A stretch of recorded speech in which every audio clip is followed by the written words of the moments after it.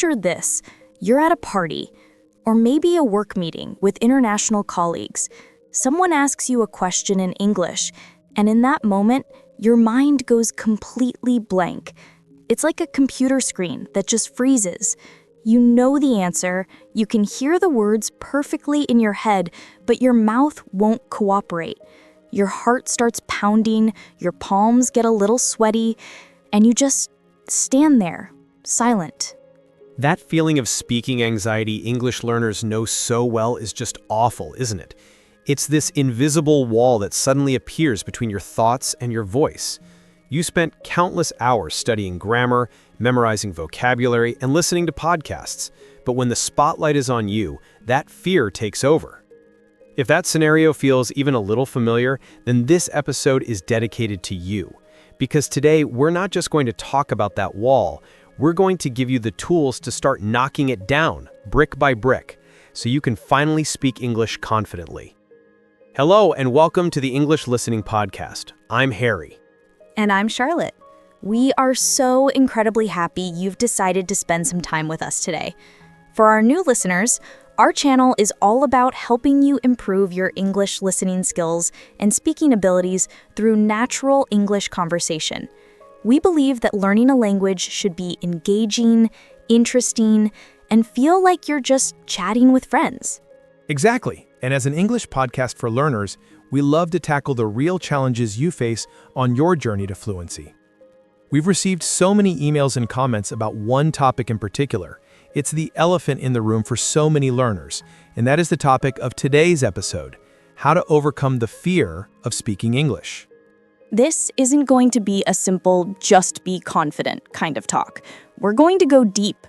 We'll explore the psychology behind why we feel this fear, where it comes from, and then we'll spend the majority of our time on practical, actionable strategies and language learning tips that you can start using immediately after listening.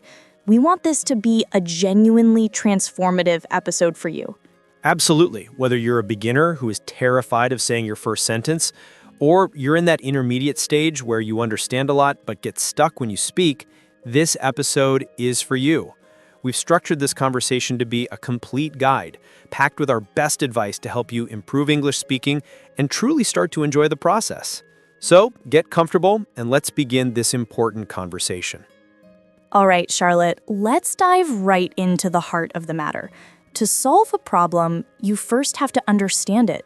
So, why? Why is speaking a foreign language, specifically English for our listeners, so uniquely terrifying? That is the million-dollar question, Charlotte. It's a complex mix of psychology, personal history, and social pressure. I think the biggest and most common root of this fear is the fear of making mistakes. It's this deep-seated perfectionism that tells us, if I can't say it perfectly, I shouldn't say it at all. I can relate to that so much from my own language learning. You construct this beautiful, grammatically perfect sentence in your head, but the pressure to deliver it flawlessly is immense. Where do you think that pressure comes from? A lot of it comes from our early experiences with education. In many school systems around the world, language is taught like mathematics. There's a right answer and a wrong answer. When you made a mistake in front of the class, a teacher might have corrected you with a big red pen, sometimes even in a way that felt embarrassing. Our brains learn to associate making a language mistake with a negative social experience, with shame. So years later, even in a friendly, low-stakes conversation, that old feeling can bubble up. The brain screams, "Danger! You might get it wrong. Stay quiet to stay safe." That's a powerful insight. Your brain is literally trying to protect you from a perceived social threat. And that leads directly to the second major factor, which is the fear of being judged. We project our own self-criticism onto others. We think, if I mispronounce this word, this native speaker is going to think I'm unintelligent. Or, my accent sounds so strange, they're probably laughing at me internally. Exactly. We create this entire narrative in our heads where the other person is a harsh judge, carefully analyzing our every word. But let's be honest, think about when someone speaks to you in your native language, even with a very strong accent and many mistakes. What's your honest reaction? Honestly, I'm usually just impressed that they're trying. I'm focused on understanding their message. If they say, I go to store yesterday, I don't think, wrong tense. I think, okay, they went to the store. The communication was successful. My brain automatically corrects it and focuses on the meaning. Precisely. 99% of people are focused on the what, not the how. They are your conversation partners, not your examiners. But it's hard to remember that when the anxiety kicks in. This fear of judgment is a key reason people struggle to overcome shyness in English. It keeps them locked in their own heads. And what about the feeling of simply not having the words? I think that's another huge source of anxiety. You have this complex, nuanced idea in your mind, but your English vocabulary feels like a small toolbox when you need a whole workshop. That gap can feel incredibly frustrating. Oh, absolutely. I call it the personality gap. In your native language, you're witty, intelligent, and articulate. In English, you might only have the words to say, the movie was good. You feel like you can't show people who you really are. This makes you feel inauthentic and vulnerable, so you choose silence over sounding simplistic. This is a major hurdle for those moving from passive understanding to active English-speaking practice. They feel their speaking ability doesn't match their intellectual level. That's a brilliant way to describe it, the personality gap. It really affects your English speaking confidence. And on top of all that, we have the accent issue. So many learners are convinced their accent is a massive barrier. Yes, and we need to be very clear about this. Having an accent is completely normal. It's a sign that you speak more than one language, which is something to be proud of. There is a critical difference between accent and pronunciation. Good pronunciation means you are clear and understandable. Your accent is just the beautiful musicality of your native language influencing your English. Think of all the different accents within the native English-speaking world. A Texan sounds nothing like a Londoner who sounds nothing like someone from Sydney. Diversity is the norm. The goal isn't to sound like a native speaker from a specific country. The goal is to be understood. So we have this perfect storm of fears. Fear of mistakes from our school days, fear of judgment from others, the frustration of the personality gap, and insecurity about our accents. And the crazy thing is how physical this all becomes. It's not just a thought, it's a physiological response. It truly is. When that fear hits, your body goes into fight or flight mode. Your adrenal glands release cortisol and adrenaline.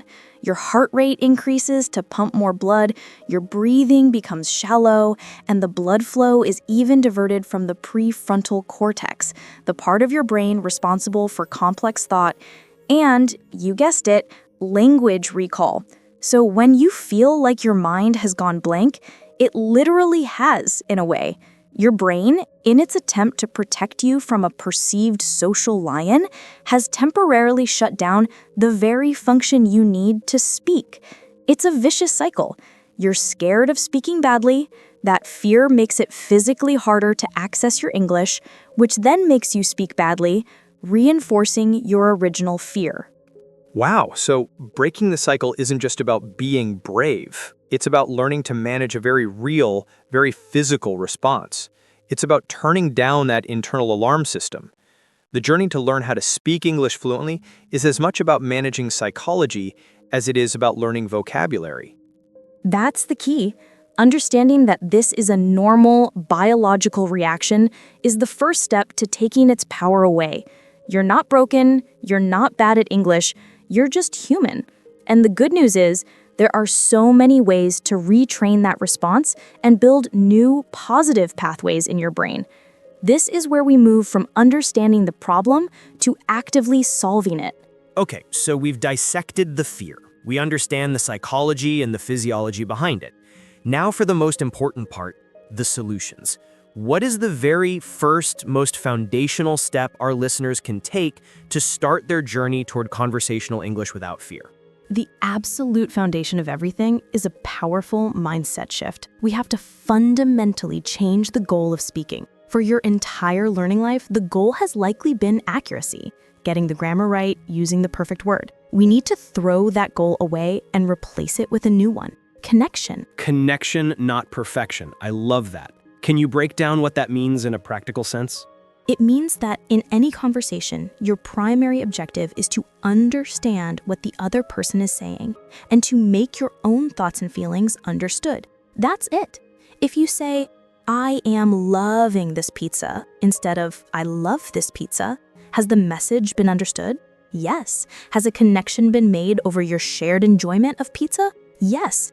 The mission was accomplished. Native speakers make these kind of mistakes constantly.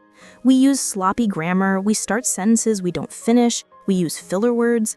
Language is a tool for connection, not an academic exam. So how does one actively adopt this mindset? It's easy to say, but hard to do when you're in the moment and the old perfectionist habits kick in. You have to train it like a muscle.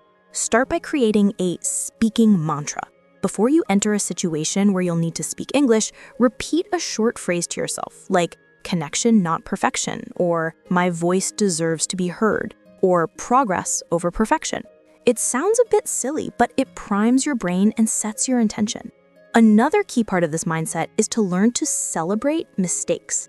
When you make a mistake and someone corrects you, or you correct yourself, don't think, "Ugh, I'm so stupid." Think, "Excellent, I just learned something. That's one less mistake I'll make in the future." Every error is a signpost on your path to fluency. That reframing is so powerful, turning a moment of shame into a moment of victory. Okay, so with this new mindset in place, what's the next practical step? You can't just jump into a high-stakes business negotiation. Absolutely not. The next principle is to start small and create a safe space for speaking. You need to build up your confidence in low pressure or even zero pressure environments. My number one recommendation for this is to start talking to yourself. Okay, we mentioned this briefly before, but let's go deeper. People might feel a bit crazy doing this. How do you make it a structured, useful practice? It is the single most effective and underrated technique. There is zero pressure, zero judgment. You can make 1,000 mistakes and no one will ever know. To make it structured, use prompts. For example, as you're making your coffee in the morning, narrate the process out loud. Okay, first I am getting a mug from the cupboard. Now I am boiling the water. I am adding 1 spoonful of coffee. It feels strange for the first 5 minutes, but then it becomes natural. You are literally building the muscle memory in your mouth, connecting the words in your brain to the physical act of speaking. I love that. You can expand on that too. Describe your room in detail. What's on your desk? What can you see out the window? Or you could take an article or a short story and read it out loud. That gets you comfortable with the rhythm and flow of English sentences. Exactly. The next step up from talking to yourself is voice recording. Use the voice memo app on your phone. Set a timer for 1 minute and talk about your day. The first time you listen back, you will probably cringe. Almost everyone dislikes the sound of their own recorded voice, but push through that discomfort. The goal here isn't to sound perfect, it's to get used to hearing yourself produce English sounds. It desensitizes you to your own voice and accent. You start to become a more objective listener, noticing where you're strong and where you could improve your clarity. That's a brilliant, private way to practice. After you're comfortable with that, what's the next step involving another person? The next step is to find a safe speaking partner. This is crucial. This is not the time to talk to an impatient native speaker. This could be another learner who is at a similar level. You can find language exchange partners on apps like HelloTalk or Tandem. The beauty of this is that you are both vulnerable. You both understand the struggle. You can make a pact. Let's agree that we won't correct each other unless we ask for it. Our only goal is to talk for 15 minutes and understand each other. This creates a wonderfully supportive environment to build speaking confidence. Having that shared understanding is key. It removes the fear of judgment. Okay, so we've built a solid foundation in safe environments, but eventually we have to face the real world. What about those in-the-moment strategies when you're in a real conversation and you feel that panic starting to rise? This is where you need a toolkit of panic busters. First, as we said, breathe, but be specific. Use a technique like box breathing. Inhale for 4 seconds, hold for 4 seconds, exhale for 4 seconds, hold for 4 seconds. Do this 2 or 3 times. It's a physiological circuit breaker for the stress response. It sends a signal to your brain that you are safe. A circuit breaker. I like that. What else is in the toolkit? Second, give yourself permission to be slow. Nervousness makes us rush, and rushing causes mistakes, which makes us more nervous. It's that vicious cycle again. Deliberately slow down your rate of speech. It makes you sound more thoughtful and gives your brain a crucial extra second to find the right word. And to help you do this, you can use filler phrases. This is one of my favorite English conversation tips. These are the little phrases that native speakers use all the time to buy themselves thinking time. They are conversational gold. Instead of a panicked silence filled with you can use natural sounding phrases like, well, let me see. That's an interesting question. To be honest, how can I put this? It's funny you should ask. These little phrases are your best friends. They signal to your partner that you are thinking, not that you are stuck or don't understand. Mastering a few of these can dramatically increase your perceived fluency and your own comfort level. It's like building little bridges to get you over the scary, silent gaps. What about when you genuinely don't understand something or forget a word? This is another huge mindset shift. See those moments not as failures, but as opportunities. Empower yourself with phrases to manage the situation. If you don't understand, don't just smile and nod. That creates more anxiety because you're lost. Instead, say confidently, "Sorry, could you say that again a bit more slowly? I didn't quite catch that. Could you rephrase it? What does blank mean?" Asking for clarification is a sign of an engaged, confident communicator, not a weak one. And if you forget a word mid-sentence? Don't panic. Describe it. This is a fantastic skill called circumlocution. Let's say you forget the word corkscrew. Don't stop. Say, "I need that thing you use to open a bottle of wine. It's metal and you twist it." Your partner will almost certainly say, "Oh, a corkscrew." You've successfully communicated your message, and you've just learned the word in a memorable context. It's a win-win. Another incredibly powerful strategy is preparation and visualization. If you know you have a specific English-speaking situation coming up, like a doctor's appointment, a job interview, or even just ordering at a new restaurant, prepare for it. Think about the questions you might be asked and the things you might want to say. Write down a few key vocabulary words or phrases. You can even practice a mini role play by yourself. It's not about memorizing a script, but about loading your brain with the relevant language so it's easily accessible when you need it. And the visualization part is important too, right? It's huge. Before the event, close your eyes for a few minutes and visualize the conversation going well. Imagine yourself speaking calmly and confidently. Imagine the other person understanding you and smiling. This isn't magic. It's a technique that athletes and performers use all the time. It helps to reduce anxiety by making the situation feel more familiar and less threatening to your brain. These are all such fantastic practical tools. It feels like we're building a complete system. What about improving the actual mechanics of speaking, the flow and rhythm? That's where a technique we mentioned earlier comes in, shadowing. But it needs to be done correctly. The goal is not just to repeat the words. You need to find a short audio clip, maybe 30 seconds from this very ESL podcast, where the speaker has a rhythm you like. First, listen to it a few times, then play it again, and speak at the same time as the speaker. Try to match their pace, their intonation, the music of their voice, their pauses, and even their emotion. So you're not just a parrot, you're an actor trying to replicate a performance. Exactly. It's an incredibly effective way to build the physical coordination of speaking English.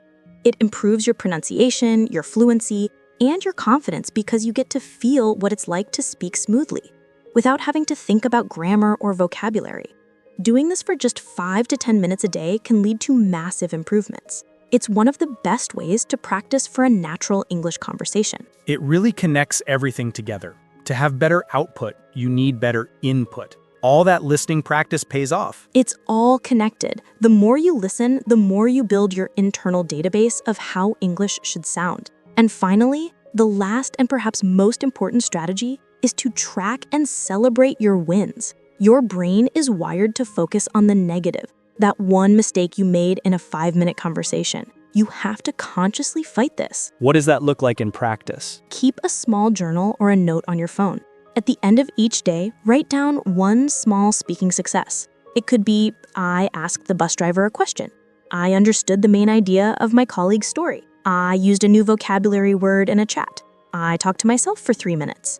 These might seem tiny, but they are evidence of progress. When you have a bad day and you feel like you're not improving, you can look back at this list and see a clear record of your growth. This positive reinforcement is what will keep you going for the long term on this journey of learning how to overcome the fear of speaking English. It builds a positive feedback loop that slowly but surely overwrites the old, negative, fear-based one. Wow, Harry, that was an incredibly deep and, I hope, helpful discussion. We have covered so much ground. Before we wrap up, let me try to summarize the key points for everyone listening. We started by exploring the deep roots of our fear of speaking English. We identified the main culprits: a deep-seated fear of making mistakes, often learned in school, a fear of being judged by others, the frustration of the personality gap where we can't express our true selves, and insecurities about our accents. And we learned that this fear isn't just in our heads, it's a real physical fight or flight response that can literally make it harder for our brains to access the English we've learned.